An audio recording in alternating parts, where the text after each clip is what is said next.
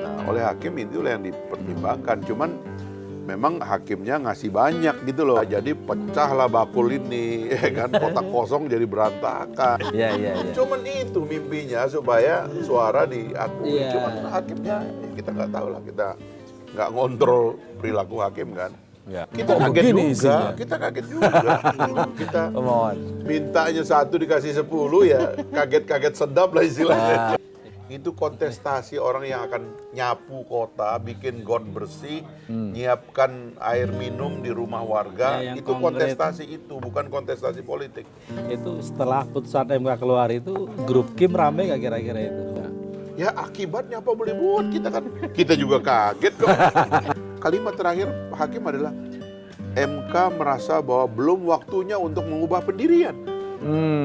Gitu loh. Yang konsisten memang menolak angka-angka ini karena menurut dia angka itu adalah domain DPR. Nah, di sini dia berubah. Bilang, wah, bahaya nih MK kalau kayak gini gitu loh. Bismillahirrahmanirrahim. Assalamualaikum warahmatullahi wabarakatuh. Sobat-sobat ngabarin kabar, semoga selalu dalam keadaan sehat walafiat serta diberikan rezeki yang halal, berkah, lancar, dan banyak. Nah, ini kami akan membagikan sebuah tayangan video nih. Seseorang yang paling dicari setelah putusan MK yang berakhir dengan ramai ya, sampai demo itu. Ya memang karena DPR sih, karena ingin merevisi. Ini beliau ini adalah merupakan partainya itu merupakan salah satu yang mengajukan judicial review ke MK sehingga permintaannya dikabulkan oleh MK. Tapi yang menjadi pertanyaan itu apa yang diminta oleh Partai Gelora itu disetujuin, tapi MK ada pasal lain yang diubah sama MK itu sehingga terjadilah pertarungan di antara MK dan juga DPR sehingga membuat demo besar-besaran. Nah, ini orangnya. Apa? Kita dengar jawabannya. Kenapa alasannya mengajukan judicial review yang mengakibatkan kemarin lah demo besar. Mari kita simak saja penjelasannya Fahri Hamzah. Let's go. Begitu diketok putusan MK kemarin soal pilkada, kita nyari-nyari Bang Fahri ini karena pemohonnya adalah Partai Gelora. Tapi paling bisa, kita udah bilang pasti ngilang nih, pasti ngilang. Iya. Dan aku yakin itu yang bikin bias argumentasinya jangan-jangan Bang Fahri juga. Oh itu. iya. Karena kita tahu kan Bang Fahri udah lama concern dengan isu Bang, soal threshold. ini guyonan kita di redaksi. Ya. Itu Gelora lupa nyabut atau gimana? Enggak, kan yang diminta itu sederhana. Begitu kita selesai pemilu kan pilpres dan pileknya bareng kan. Ya. Kita juga ada 2 gitu, ada pesta kemenangan. Pak Prabowo Gibran tuh menang langsung 1 putaran. Tapi ada persoalan ke sebelah sini, kursi pusat kita nggak ada, tapi kursi daerah ada. Tapi sebagian besar suara tidak terkonversi jadi kursi. Gitu loh. Kita punya sekitar 75 anggota DPRD dan 1 provinsi. Tapi kan sisa kursinya kan banyak. Karena kita ikut hampir 100% dari 514 kabupaten kota kan. Dan 38 provinsi. Jadi akhirnya kita ya berpikir dengan teman-teman, kebetulan koordinasi sama teman-teman di Partai Buruh. Sayang nih suara kita kalau nggak dihitung dalam pencalonan. Karena dalam pencalonan kan yang dipakai cuma kursi kan. Bukan suara, perolehan Bukan suara. suara, padahal kita punya suara. Jadi kita suara. mohonkanlah ke MK. Dasarnya. Bisa nggak tidak cuma kursi yang dipakai, Tapi suara sah tapi nasional. suara juga dipakai. Jadi siapa ngajak siapa sebenarnya Bang?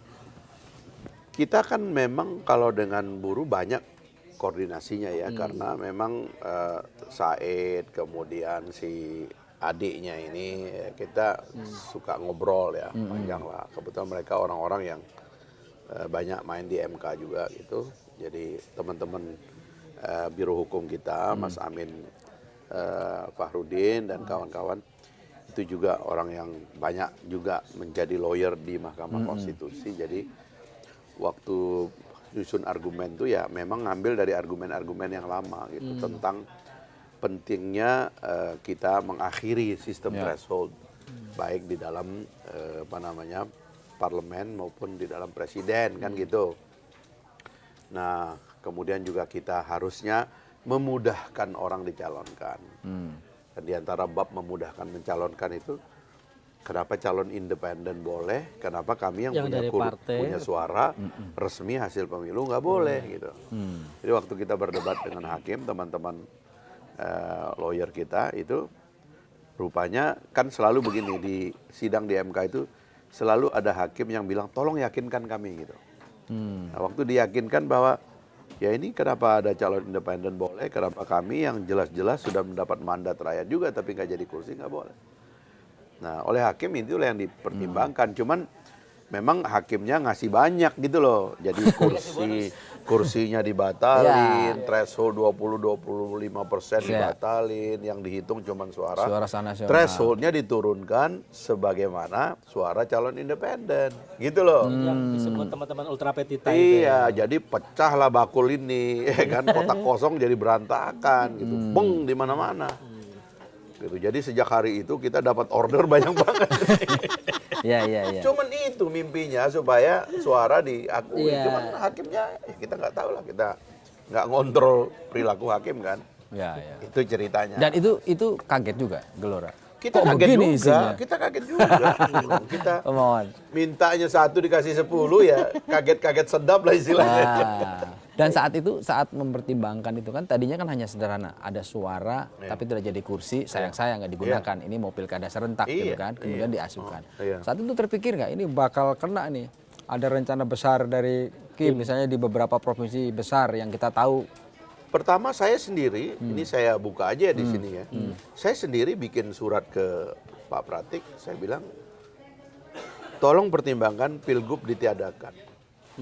Pilgub ditiadakan. Iya. Kenapa? Saya bersurat ke Pak Pratik dan katanya sudah disampaikan Pak Jokowi. Karena menurut saya, itu saya omongkan berkali-kali juga, Pilgub tidak diperlukan. Gubernur itu adalah elemen pusat.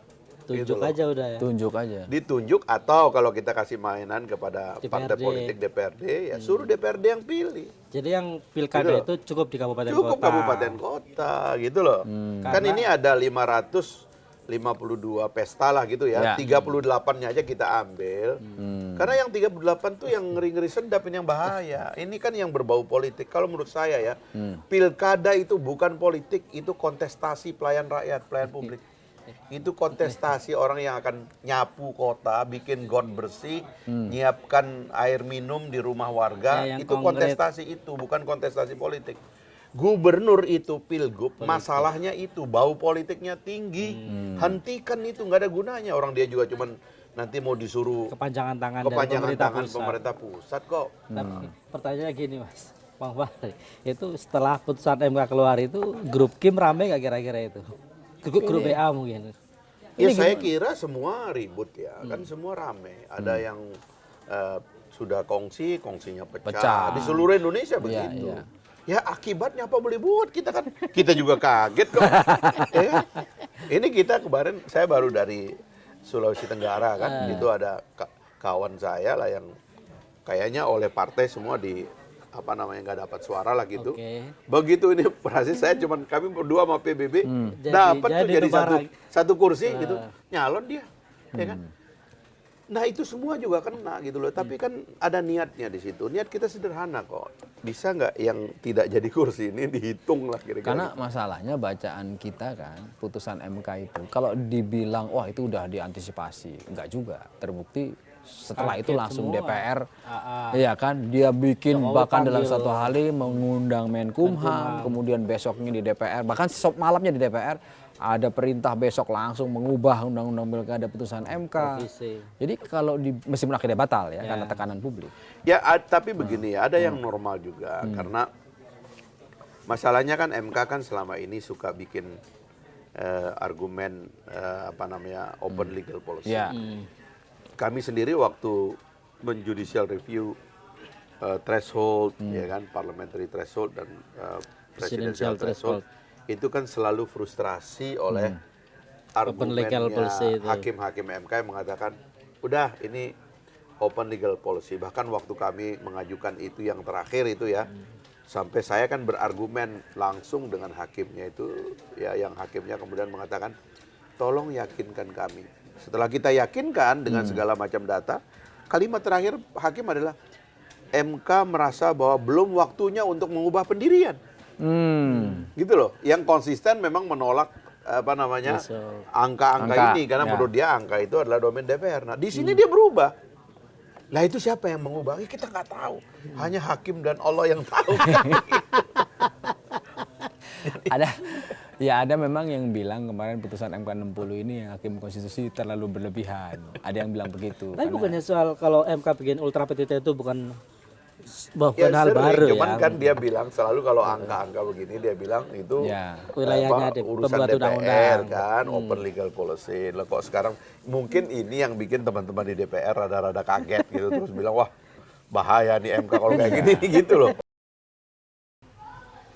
Ya, sobat-sobat ngabarin kabar terkabar. Begitulah kata Bung Fahri Hamzah terkait putusan MK yang salah satunya penggugat itu adalah partai beliau sendiri.